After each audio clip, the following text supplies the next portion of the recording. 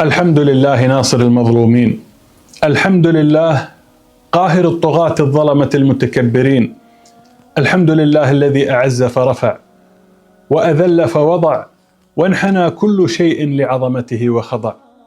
13 سنة من الكفاح والتضحيات، من دموع الأمهات وآهات الثكالى، من صرخات الحرية وهتافات الكرامة، من صبر الأحرار وثبات الأبطال، من سنوات عجاف حملت في طياتها قصص بطولة وملاحم صمود لا تنسى.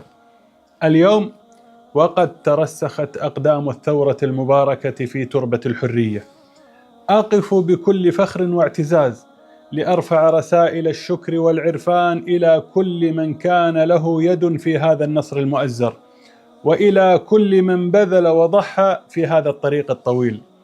الرسالة الأولى للثوار الأبطال، أبطالنا الثوار، فرساننا الأحرار، يا من رفعتم راية الحق عالية وضحيتم بأرواحكم وأموالكم في سبيل الحرية والكرامة. أقف اليوم إجلالا وتقديرا لصبركم الجميل وعزيمتكم التي لا تلين وتضحياتكم العظيمة في مواجهة الظلم والقهر والاستبداد. واليوم وقد من الله عليكم بهذا النصر المبين، عسى ربكم أن يهلك عدوكم ويستخلفكم في الأرض فينظر كيف تعملون. فإن الأمانة عظيمة والمسؤولية جسيمة، فكونوا كما عهدناكم دائما، رحماء بالناس، حكماء في إدارة شؤون البلد، عادلين في الحكم والقضاء، تحلوا بالحلم في مواطن الغضب، وبالرحمة في مواطن الشدة، وبالحكمة في مواطن القرار. كونوا رجال دولة يضعون مصلحة الوطن والمواطن فوق كل اعتبار، واجعلوا من أخلاقكم النبيلة وقيمكم السامية نبراسا يهتدي به كل من يبحث عن الحق والعدل.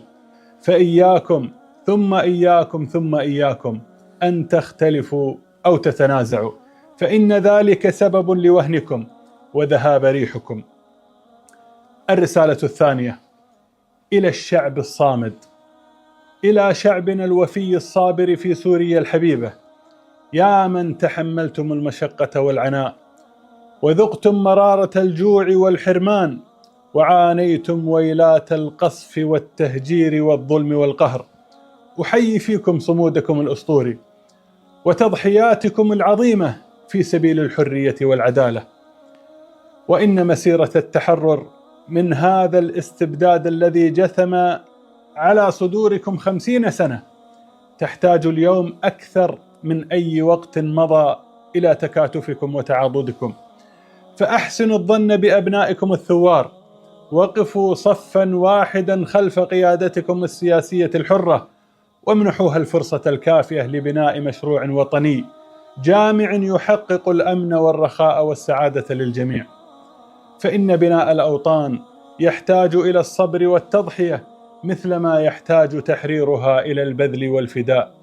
الرسالة الثالثة لعلمائنا الأجلاء، علماؤنا الأفاضل، مصابيح الهدى ومنارات العلم والحكمة، أقف بكل إجلال حاملا في قلبي بحورا من الشكر وجبالا من العرفان، لأنحني إكبارا وتقديرا لعظيم فضلكم في توجيه الأمة ونصحها وإرشادها.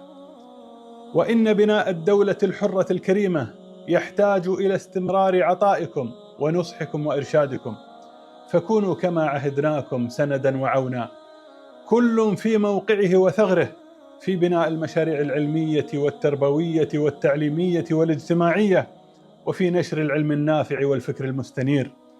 قدموا النصح والمشورة، وكونوا عينا ساهرة على المصلحة العامة، فإن الأمة اليوم أحوج ما تكون إلى حكمتكم وبصيرتكم. الرسالة الرابعة لحكوماتنا الخليجية الوفية، نثمن موقفكم المشرف في قطع العلاقات مع النظام المستبد منذ بداية الأحداث، ونقدر دعمكم المتواصل لهذا الشعب المظلوم إلى غاية يومنا هذا. فقد كنتم خير معين في أسوأ الظروف وأقساها، فما من خيمة في مخيمات اللجوء إلا وفيها شاهد على كرمكم وأثر من آثار عطائكم. فأياديكم البيضاء قد امتدت لتمسح دموع الثكالى وتخفف آلام المهجرين وتواسي قلوب المنكوبين. وكما كنتم سندا في أيام المحنة، فإن الأمة اليوم تتطلع إلى استمرار دعمكم في مرحلة البناء والتعمير، فالشام وأهلها بحاجة إلى خبراتكم في البناء والتنمية وإلى تجاربكم في النهضة والتطوير، فكونوا عونا لهم وساهموا في بناء مؤسسات الدولة وفي تأهيل الكوادر وفي نقل التجارب الناجحة، فأنتم أهل لذلك، وأنتم الأقرب إلى فهم احتياجات شعب يرى فيكم الأشقاء الأوفياء والأهل الأقربين. اللهم اجعل من أوجاع إخواننا في الشام فجرا يبزق، ومن آلامهم عزا يشرق، ومن صبرهم نصرا يتحقق، واكتب لهذه الأرض المباركة حياة كريمة تليق بتضحيات الأحرار وصبر الأبرار، والحمد لله رب العالمين.